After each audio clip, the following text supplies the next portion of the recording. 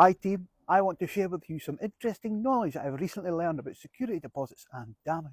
You see, security deposits and damage can be a sensitive topic, so I'm going to cover it.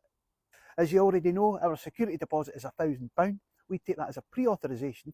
Providing the motorhomes come back with no damage, you get that pre-authorisation released. If things do get broken, well, that's when it costs. And I get it, there are some horror stories when it comes to damage on a motorhome from a hire company, but I'm actually really proud of what I've discovered. Thanks to Matthew at B2B Admin in Cowdenbeath, we struggled through Q1's tax returns, but this last quarter I actually started figuring out and understand what was going on. And I found myself knee-deep in spreadsheets. My inner geek come out. Now I want to share some of these interesting figures I've wrote on the back of a Diet Coke box.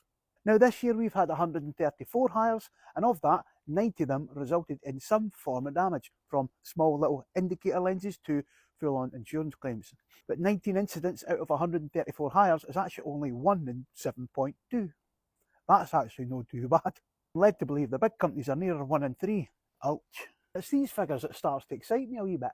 So we've had to retain or collect £5,203 in total, which on average out of the 19 damage claims we've had is £273 per claim. But actually 10 of them, over half, was actually £100 or less. There's two big whacks that have really pulled that average up. What I found really interesting is if you take that £5,203 that we've had to collect across the total of 134 hires we've had, the average damage claim would be £38.83. That's actually not too bad. Admittedly, that's because I didn't try and squeeze you when there is damage. Accidents happen. The main thing is motorhomes can be repaired, and as long as my customers come back safe and happy, that's the main thing. So if you're still here listening to a geek like me, you probably like a spreadsheet day. Hopefully this video was rather informative, rather than fact heavy, but the main thing is I'm actually starting to understand how things work. So again, thanks to Matthew at B2B Admin, I'm starting to get brainy.